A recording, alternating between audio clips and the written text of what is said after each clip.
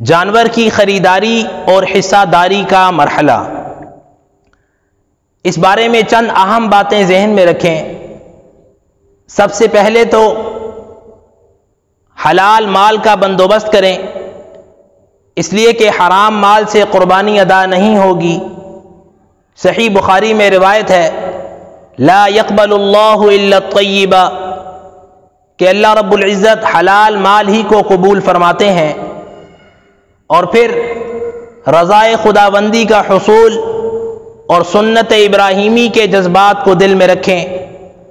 قرآن کریم میں اللہ رب العزت فرماتے ہیں، لن ینال اللہ لحومها ولا دماؤها ولکن ینالہ التقوی منکم، کہ اللہ رب العزت کے ہاں نہ تو تمہاری کی جانے والی قربانیوں کا خون پہنچتا ہے اور نہ ہی گوشت، بلکہ اللہ رب العزت کے ہاں تمہارے تقوی اور پرہیزگاری کی اہمیت ہے۔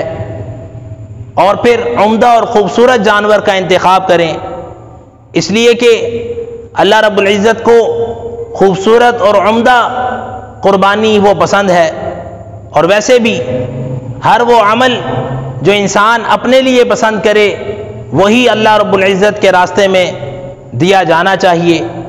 قرآن کریم میں اللہ رب العزت فرماتے ہیں، لن تنالوا البر حتى تنفقوا مما تحبون، تمہاری نیکی اس وقت تک اعلیٰ درجے پر نہیں پہنچ سکتی جب تک کہ تم اس چیز کو نہ خرچ کرو اللہ کے راستے میں جو تمہیں سب سے زیادہ محبوب ہو۔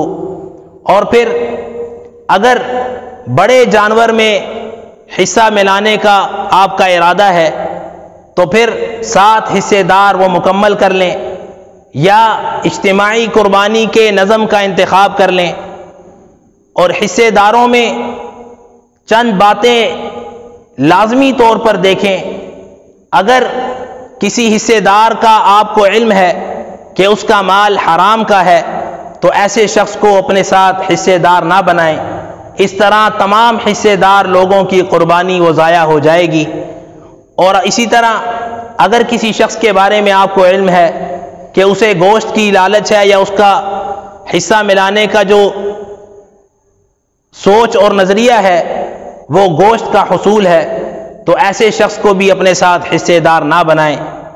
اللہ رب العزت ہم سب کو احسن طریقے سے پیارے پیغمبر علیہ السلام کی مبارک تعلیمات کی روشنی میں قربانی جیسی عظیم عبادت کو بجا لانے کی توفیق اور سعادت عطا فرمائے۔